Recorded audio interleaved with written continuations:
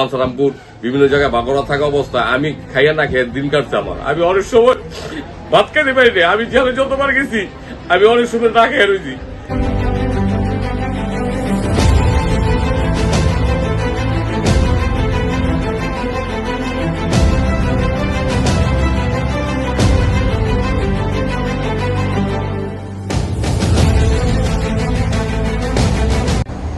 T. H.. তোফা, সভাপতি, জাতীয়তাবাদী তরুণ দল, নারায়ণগঞ্জ জেলা, জানালেন তার জীবনে দুঃখ কষ্টে ভরা এক করুণ কাহিনী।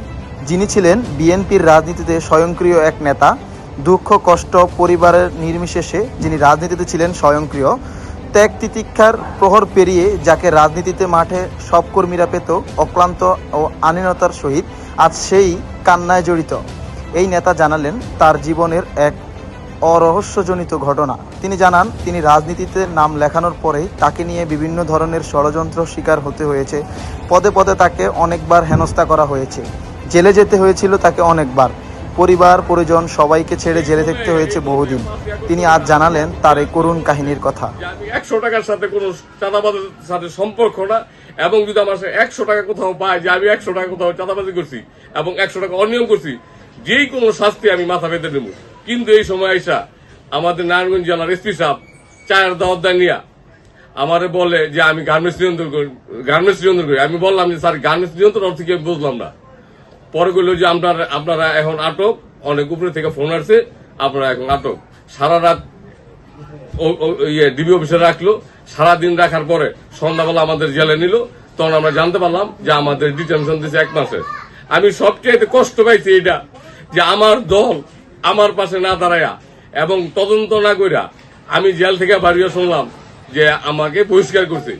কিন্তু আমি সবিনয় ভাবে আমি আমার কেন্দ্রীয় নেতাদের, আমি আমার সবচেয়ে প্রিয় নেতা আমাদের বিএনপির ভারপ্রাপ্ত চেয়ারম্যান, যার নেতৃত্বে 16 বছর আন্দোলন সংগ্রামের মাধ্যমে আজকে এই দেশ স্বাধীন, সেই আমার ভারপ্রাপ্ত চেয়ারম্যান জনাব তারেক রহমান সাহেবের কাছে আমি বিচার চাই, এবং আমাদের বিএনপির মহাসচিব জনাব মির্জা ফখরুল ইসলাম আলমগীর সাহেবের কাছে আমি বিচার চাই যে কি অপরাধে আমাকে ডিটেনশন দিল, আমি এটা জানতে চাই, এবং আমার কি কারণে, কি এভিডেন্সের উপরে, কি অভিযোগের কারণে আমার বহিষ্কার করলো।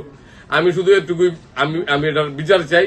আমার সবচেয়ে কষ্টের বিষয়, আমি এত বছর ধরে রাজনীতি করি বিএনপির সাথে, এত কষ্ট করলাম, আমি নারায়ণগঞ্জের মধ্যে সর্বোচ্চ নির্যাতিত, এবং কোন নেতা আমাকে 100 টাকা দিয়ে কোনোদিন সাহায্য করে নাই। কেউ কোনোদিন কোন নেতা আমার জেলে দেখতে যায় নাই, আমার যদি 100 টাকা পাঠায় নেই। সমস্ত কিছু আমার ওয়াইফ, আমার ওর বাবার জায়গা সম্পত্তি বিক্রি কইরা, আমার জায়গা সম্পত্তি বিক্রি কইরা, সমস্ত কিছু শেষ কইরা আমি বর্তমানে 80 লক্ষ টাকার উপর ঋণ। আমি চ্যালেঞ্জ করতে চাই যে আপনারা এনজিওর বই দেখেন আমার, আমি 5 আগস্টের পরে আমি 3টা কিস্তি তুলে চলতে শিখাইতেছি, কিন্তু আজকে এই সময় আইসা আমারে বহিষ্কার করলো, আমার ডিটেনশন দিল। যে 16-17 বছর আমি 28 বার গ্রেফতার হয়েছি, এমন নির্যাতন করে নাই এই খুনির শেখ হাসিনা। কিন্তু এই আমলে আমারে ফাঁসির ছেলে রাইখা আমার 30 দিন আটকাদেশ দিল। কিন্তু আজকে দেখেন সেইভাবে যেইভাবে আমার আটকাদেশ দিল এসপি সাহেব, ডিসি সাহেব, কিন্তু আজকে এই হাইকোর্ট, মহামান্য হাইকোর্ট, সুপ্রিম কোর্ট থেকে সেই আদেশ অবৈধ ঘোষণা করলো এবং আইনত কর্তৃত্বহীন, এবং তাদের কাছে কোনো এভিডেন্স ছিল না আমাদের বিরুদ্ধে। আমাদের বিরুদ্ধে যে অভিযোগ, কিসের অভিযোগ, তারা তা দেখাইতে পারে নাই। আমাকে ডাইকে বলছে যে আমি গার্মেন্টস নিয়ন্ত্রণ করি। আমি আল্লাহর কসম করে বলবো যে আমি কোনো গার্মেন্টসের দরজা আজকে পর্যন্ত আমি চিনি না, আমি কোনো গার্মেন্টসের মালিকের নামও যাই না, আমি কোনো গার্মেন্টসের দরজা পর্যন্ত আজকে পর্যন্ত যাই নাই আমার লাইফে। আমার দল থেকে কোনো প্রকার কোন নেতাকর্মী আমার সাথে যোগাযোগ রাখতে পারে না, আমার ফ্যামিলির সাথে করতে পারে নাই। শুধু এইটা না, এই সময় তো দূরের কথা, বিগত সময় দূর সময় আমার পাশে আমি 28 বার গ্রেফতার হয়েছি, আমি 107 দিন ছিলাম। আমার কেউ কোনো নেতা বলতে পারবো না যে আমাকে 100 টাকা দিয়ে কোনোদিন আমার ফ্যামিলির সাহায্য করছে বা সহযোগিতা করছে। সমস্ত কিছু আমার বউ এই জজ কোর্ট, ম্যাজিস্ট্রেট কোর্ট, হাইকোর্ট এই দৌড়াদৌড়ি কইরা ও আমার সব ব্যবস্থা করতো সবসময়। 28 বার গ্রেফতার হয়েছি, 28 বারই আমার ওয়াইফ করছে সমস্ত কিছু, এবং আমাদের সমস্ত কিছু বেচা, সুদের টাকা নিয়া, বিভিন্ন থালাবাটি বেচা, সমস্ত কিছু বেচা আমি সর্বশান্ত, আমার ফ্যামিলি সর্বশান্ত।